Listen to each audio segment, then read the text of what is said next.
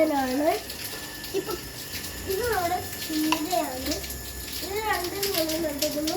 ഇത് ചുവന്ന ചീരയും ഇത് പച്ച കളർ ചീരയുമാണ്. ഇതൊക്കെ കാപ്സിക്കത്തിൻ്റെ തൈകളാണ്. 3 ചട്ടിയിലും 3 കളർ. ഇത് ശംഖുപുഷ്പമാണ്. പിന്നെ ഇത് ചകരമല്ലിയാണ്. നല്ല ഔഷധ ഗുണമുള്ളതാണ്. എണ്ണ കാച്ചലൊക്കെ നല്ലതാണ്. പിന്നെ ഇത് തുളസിച്ചെടിയാണ്. പിന്നെ ഇത് കുറ്റിമുല്ല, ഇത് കസ്തൂരിമുല്ല, ഇത് ഇവിടെ ആകാശമുല്ല. പിന്നെ അത് നമ്മുടെ പിച്ചി. പിന്നെ ഇത് ശംഖുപുഷ്പത്തിൻ്റെ തൈകൾ ഞാൻ വളർത്തിക്കൊണ്ടുവരുന്നതാണ്. ഇത് മുളകും കാന്താരി മുളകും ഉണ്ട് ഇതിനകത്ത്. പിന്നെ കൊങ്ങിണിയുടെ തൈയും ഇതിനകത്തുണ്ട്. ഇത് ഞാൻ ഉള്ളിത്തണ്ട് കൃഷി ചെയ്തിരുന്നതാണ്. ഇതിങ്ങനെ നിർത്തിക്കുന്ന ഇതിന്ന് വീണ്ടും ഉള്ളി കിളിച്ച് വരും. അതിൽ നിന്ന് ഞാനൊന്ന് വിളവെടുത്തതാണിത്. ഇത്രയും എനിക്ക് അതിന് റിസൾട്ടായി കിട്ടി. ഉള്ളിത്തണ്ട്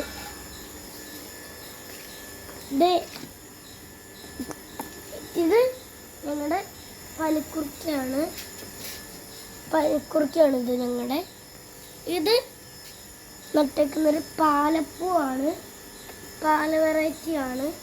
പിന്നെ ഇത് കറ്റാർ വാഴയാണ്. പിന്നെ ഇത് തെച്ചിപ്പൂവാണ്.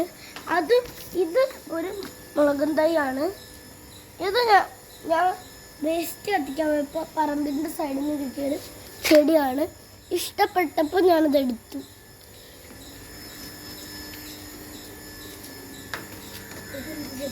പറഞ്ഞില്ല.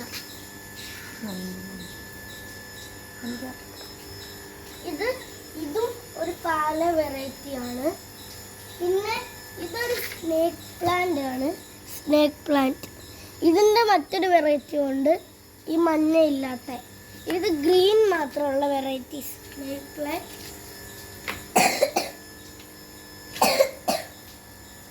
ഇത് നമ്മുടെ പാലപ്പൂവാണ്. ഇതിൽ 4 പൂവുണ്ട്. അവിടെ അതൊരു പാല വെറൈറ്റി ആയിരുന്നു. ഇതൊരു പാലയുടെ വെറൈറ്റി തന്നെയാണ്. ഇത് അമ്മൂമ്മ ഇഞ്ചി നട്ടേക്കുവാണ് ഇതില്. ഇത് നമ്പ്യാർ വട്ടമാണ്. ഇത് അമ്മൂമ്മ ക്രോപ്പ് ചെയ്തിട്ട് കമ്പ് നട്ടു വെച്ചതാണ്. നല്ലോണം മുള പൊട്ടിയിട്ടുണ്ട്. ഇതും അമ്മൂമ്മ പുതിന നട്ടിട്ട് അത് പന്നലായപ്പോൾ ഇഞ്ചി നട്ടേക്കുന്നതാണ് ഇതിൽ രണ്ടിലും. ഇത് കറിവേപ്പാണ്. ഇതിലൊരു കാറ്റർ പില്ലറുണ്ട്. അപ്പം നമ്മളിതിൻ്റെ ലാർവയെ ഇങ്ങനെ പറിച്ചിട്ട് എടുത്തുകൊണ്ട് കളയാണ്. കണ്ടോ? ഇനി നമ്മൾ ഈ ചാക്കിലോട്ടിടുവാണ്.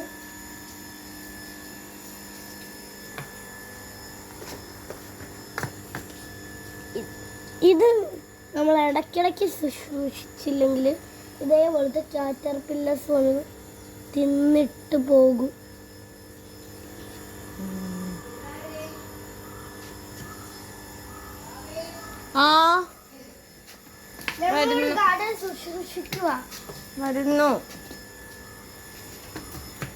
ബാക്ക്ഗ്രൗണ്ടിൽ നിന്ന് കേൾക്കുന്ന അമ്മൂമ്മ അവിടെ നിന്ന് ചായ കുടിക്കാൻ വിളിക്കുന്നതാണ്.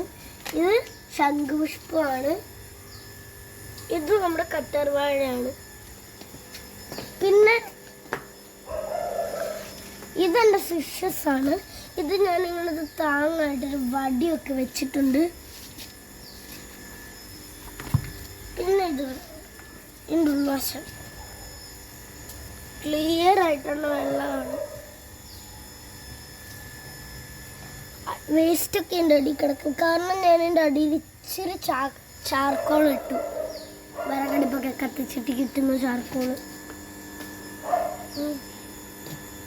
പിന്നെ ഇവിടെ ഞാൻ കൃഷി ചെയ്യാൻ വെച്ചിരിക്കുന്ന ഇച്ചിരി മുളകും തൈകളാണ്. പിന്നെ ഇത് കൊച്ചുള്ളി നട്ടേക്കുന്നതാണ്. മുള വരുമ്പോൾ ആ വെയിൽ കിട്ടുന്ന സ്ഥലത്തോട്ട് വെക്കും. ഒരു ശ്രദ്ധിക്കേണ്ട കാര്യം, നമ്മൾ ഇങ്ങനത്തെ ക്രീപ്പേഴ്സ് ഒക്കെ നടുമ്പോൾ ഇതേപോലത്തെ ഒരു കമ്പിയിലോ പൈപ്പിലോ ഇങ്ങനത്തെ വള്ളി കെട്ടിയിട്ട് ഇങ്ങനെ പടർത്തി വിടണം. സിമെൻറ്റിലാണെങ്കിലും കുഴപ്പമില്ല, അല്ലേ? സിമന്റ് ആണെങ്കിലും പ്രശ്നമുണ്ട്. കാരണം എന്താണെന്നറിയോ, ഇതിങ്ങനെ പടർന്ന് പോകുമ്പോൾ സിമന്റ് പടുത്തിരിക്കുവാണെങ്കിൽ അതിങ്ങനെ പന്നലായി പോകും.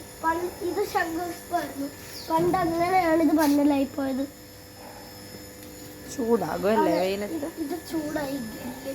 അന്നേരം ഇതൊരു കമ്പിയാണ്. ഇത് പഴുക്കാതിരിക്കാൻ ഇതിലിങ്ങനത്തെ ലീക്കായി പൊട്ടിച്ചിട്ട് ഇതിലേക്ക് നമ്മുടെ ചങ്ങലമ്പരണ്ടയും പിന്നെ ശംഖുപുഷ്പവും ഇങ്ങനെ നട്ട് വിട്ടേക്കുവാണ് പടർന്നു കയറാൻ.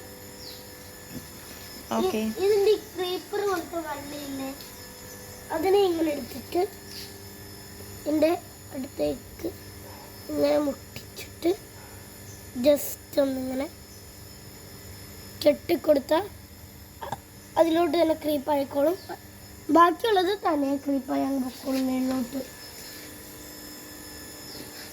ബൈ. അപ്പോൾ ഇന്നത്തെ വീഡിയോ ഇത്രയേ ഉള്ളൂ.